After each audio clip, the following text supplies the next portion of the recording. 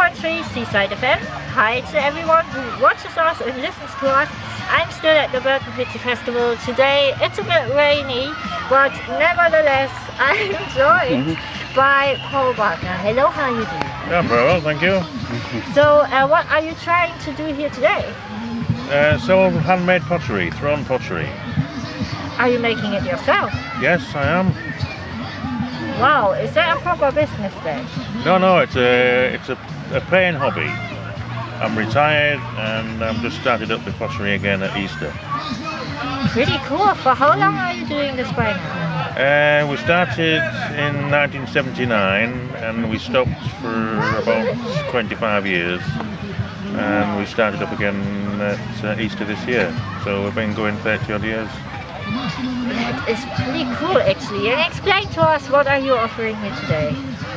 Well, whatever. I mean, we do bowls, jugs, pots, urns, clocks, candle holders. I also do some encaustic art, which is made with hot wax.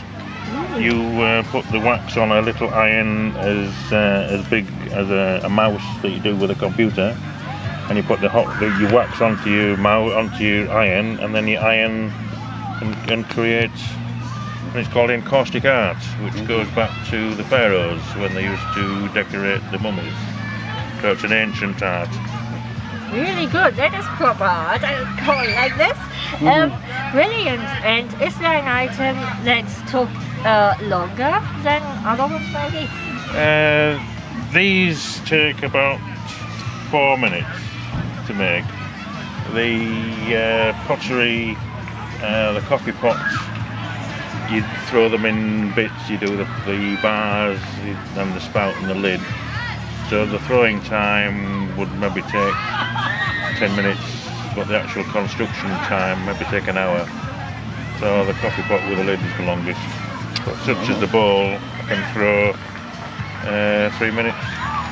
Cool, and you're doing that for hobby, which could mean there will be items every now and then you really love. Is there anything you kept for yourself instead of selling somewhere? Absolutely. You throw something and it turns out really well, and you say, oh, I'll have that, and then you have relations and family. My daughter comes in, oh, I like that. Or can I have a pot for a friend? And it's like one for me, and oh, can I have that and one for me? And, sounds like a lot of work. How many hours are you spending?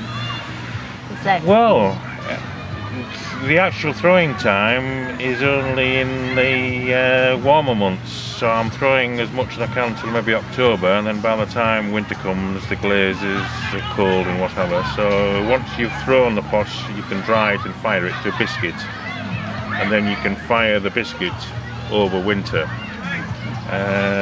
because it won't dry, and if it's freezing it won't do. So virtually every day really in the summer, because I'm retired now. So yeah. And I think doing this requires a lot of inspiration. Is it like you're waking up in the morning thinking, today I would like to make a bowl and tomorrow it's a cup? Yes, I'm on holiday, you wander around and have ideas.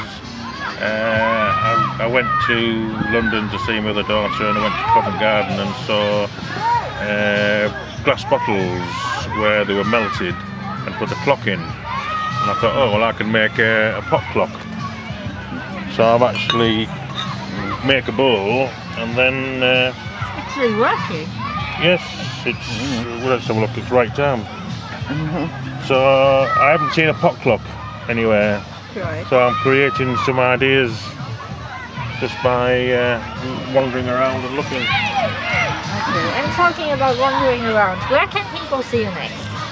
No idea. I mean, this is the first time out really. We're getting enough stock, and then maybe do the farmers markets or Skellington market. But we'll just see. We've just got some pots in the garage and thought we'd come out and people would see, then they might come for Christmas presents. Right, and for you, you said it's a hobby. What would you advise to people who are watching this right now and thinking, you know what, I want to do the same? Have a go. You can't, if you like it, have a go. there's nothing more satisfying than actually seeing something that's finished, and you've created it and you've made it. Thank you very much for that interview. This was 105.3 Seaside FM. I'm Dorothy, out and about at Burton Pidsea Festival. Bye bye. Can I just ask you a question? I did some pot throwing at school. When did you start? I started in my 3rd year at college.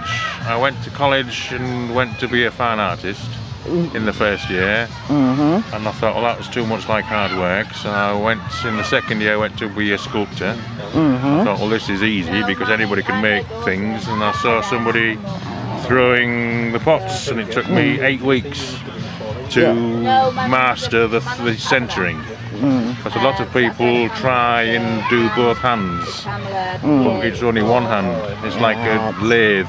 Yeah. As soon as you got it centered, You're okay. Okay. I mean, I did have a lot of trouble, I must admit, with my pots. Well, they did go wonky. And, yes, well, if it's wonky to start with, it isn't going to get any better. No. So the wonkiness is going to get bigger. So it must be centered first. If it's centered, you can do as much as £1 or £7 in weight clay. Yeah. Oh, I see down the front there's what I think is a salt pot. So pot on its side, flat bottom. Oh yes, yes. Put sweets or nuts or anything. Ah, right. I wondered what the inspiration for that was. It's sat in your armchair, and rather than put in the top, you can just help yourself. To them. Right. You've got blue and green glazes here. Do you do any other colours? We tested several. And the blue is the turquoise, and it only works really well onto buff grey clay.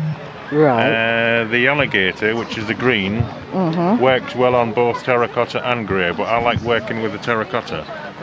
So you have to stick to the one that works with it. And it's one's like an oldie-fashioned earthen prehistoric one. Yeah. And the blue is more like a haunty pottery kind of glossy. Yeah. But I mean, you can't have a lot because they're expensive to buy. You know, you've got your own kiln, have you? Got your own kiln, an own wheel. We had the wheel 34 years. It still works, but the kiln is a new one last Christmas. A Christmas present to yourself, yes, was it? Yes, it was hard work parting with me money. But my wife said, what are we going to do? Are we going to get rid of the kiln, get rid of the wheel? So I didn't want to part with it, so I had to make a decision. And do you have a special area in the house where you do this? Or it's in the garage. Ah, you've got the garage. Got the garage. The car has moved out, and now the garage is your workshop. Yeah. Well, well done, and carry on the good work. Yeah, thank you very much. Thank you.